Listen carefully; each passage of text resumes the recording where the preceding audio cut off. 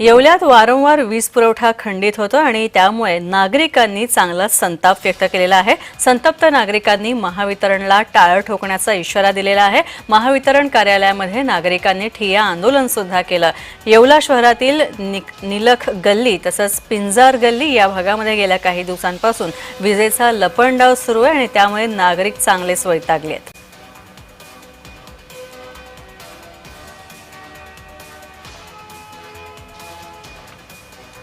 तर याच संतप्त नागरिकांसोबत बातचीत केली आमचे येवल्याचे प्रतिनिधी नरेंद्र बटाव यांनी।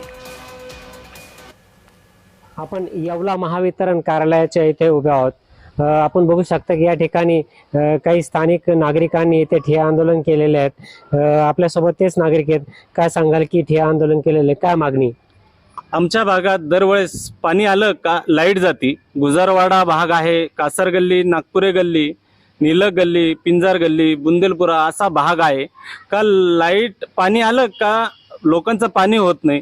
जेणेकरून त्या माध्यमातून लाईट गेल्यानंतर आम्ही संपर्क केल्यानंतर इथं एमएससीबीत कोणाचाही फोन लागत नाही, इथं कर्मचारी नसते। आज रविवार असल्याने इथं अत्यावश्यक गोष्ट आहे वीज पुरवठ्याची, यांना कोणतं गांभीर्य नाही।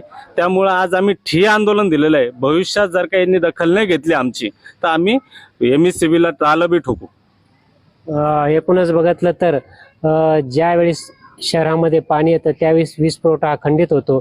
त्यामुळे येत्या काही काळामध्ये वीज वितरण कंपनी याची दखल न घेतल्यास या महावितरण कंपनीला टाळं ठोकण्याचा इशारा येथील नागरिकांनी दिला आहे। नरेंद्र बटाव, जय महाराष्ट्र न्यूज, येवला।